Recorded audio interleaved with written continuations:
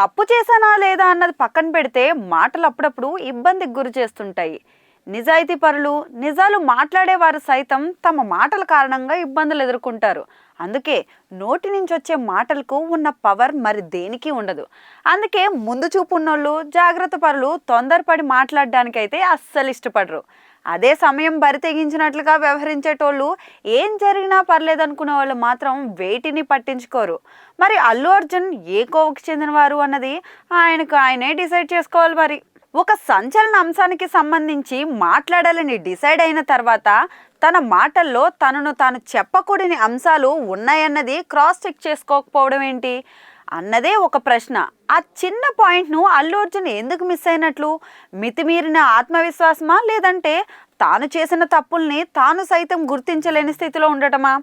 సాధారణంగా ఒక స్థాయికి వెళ్ళిన తర్వాత తాము చేసిన తప్పుల్ని తాము గుర్తించే తత్వం చాలా మందిలో మిస్ అవుతుంది. అయితే తెలివైన కొందరు మాత్రం నమ్మకస్తుల్ని తమ వెంట పెట్టుకొని తాను చూడని యాంగిల్లో విషయాల్ని గుర్తిస్తూ తనను అలర్ట్ చేసేలా కొందరిని ఉంచుకుంటారు. ఏదైనా కీలక పరిణామం చోటు చేసుకున్నప్పుడు వారి ఫీడ్బ్యాక్ను పరిగణలోకి తీసుకుంటారు. మరి అలాంటి వ్యవస్థ అల్లు అర్జున్కి లేరా అన్నది మరో ప్రశ్న. ఒకవేళ ఉన్నా వారు సరైన ఫీడ్బ్యాక్ ఇవ్వలేదా? అల్లు అర్జున్ మనసుకు ఇబ్బంది కలిగించే, ఇరిటేట్ చేసే అంశాలని గుట్టుగా తామే డీల్ చేసి ఇష్యూను క్లోజ్ చేద్దామని అనుకున్నారా? ఇలాంటి ప్రశ్నలు బోలెడని ఇప్పుడు చర్చగా అయితే మారుతున్నాయి.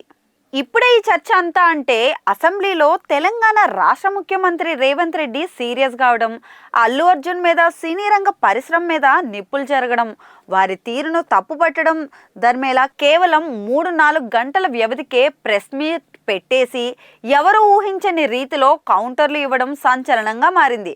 బన్నీ తీరు చాలా మందికి విస్మయానికైతే గురిచేసింది.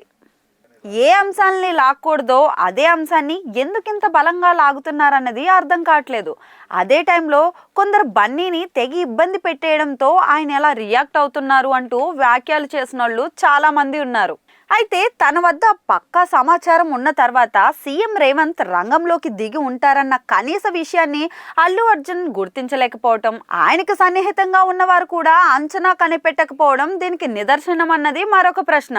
ప్రెస్ మీట్ పెట్టేసి రాజకీయ నాయకుడి మాదిరి కౌంటర్లు ఇవ్వడం, తనకు తాను ఎలాంటి తప్పులు చేయలేదన్న విషయాన్ని పదే పదే చెప్పే క్రమంలో తానేం చేశానన్న విషయాన్ని వివరిస్తూ తెలియకుండానే ఉచ్చులో ఇరుక్కున్నారు. అల్లు అర్జున్ లేవనెత్తిన అంశాలకు సంబంధించిన షాకింగ్ కౌంటర్ను తర్వాత రోజు మధ్యాహ్నం పోలీసులు వీడియోతో సహా వెల్లడించడంతో బన్నీ అండ్ కో సైలెంట్ అయిపోయిన పరిస్థితి అయితే ఎదుర్కొంది.